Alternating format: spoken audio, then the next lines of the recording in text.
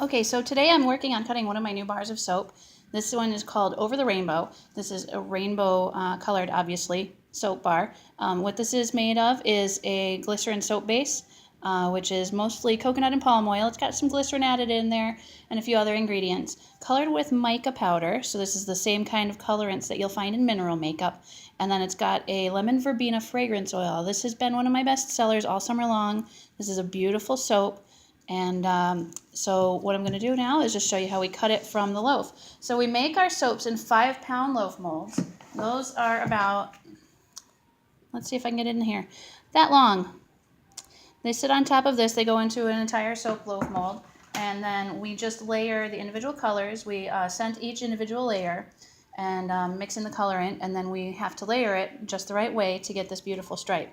And then once it is fully hardened, we go ahead and we mark off about 1-inch increments on the top of the loaf. And then I've got this little cutter here that's made specifically for soaps. It's made to go in particular with this soap mold.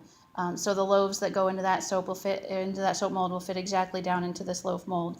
So I just mark the little marks off at 1-inch increments, line it up with the little slit that's in my cutter here, and then using a sharp chef knife, I just cut my slices of the soap, and we have our soap bars. The reason I use a chef's knife, a lot of times these things will come with like a pastry cutter or some kind of a chopper. And for me personally, I've found that those types of blades will sometimes bend a little bit against the hardness of the soap bars. So I use a really heavy-duty chef's knife that's got a nice thick blade that's not going to bend, and that'll give me more consistent cuts in my soap bars. So that results in more even bars of soap. We have more consistency in the sizes. We do sell our soaps by weight. These ones are about 4 to 4.5 ounces usually. And so that'll give us a nice consistent weight in all of our products by using the blade that doesn't bend as easily. And usually a 5-pound loaf of soap will give us about 17 to 18 bars of soap. Usually what I'll do is I'll save the very end for a sampler, either to put out on the shelf for people to be able to hold it in their hand, get a good feel for it, and also be able to test the fragrance. Or I will, if I already have them out on the shelf and I don't need to add any more tester, I will cut up that last little end piece and hand them out as samples. And when I package my samples, I put them in with a business card and I note the name of that particular fragrance so customers know what it is they're getting in their sample. So here we go, we've got one left.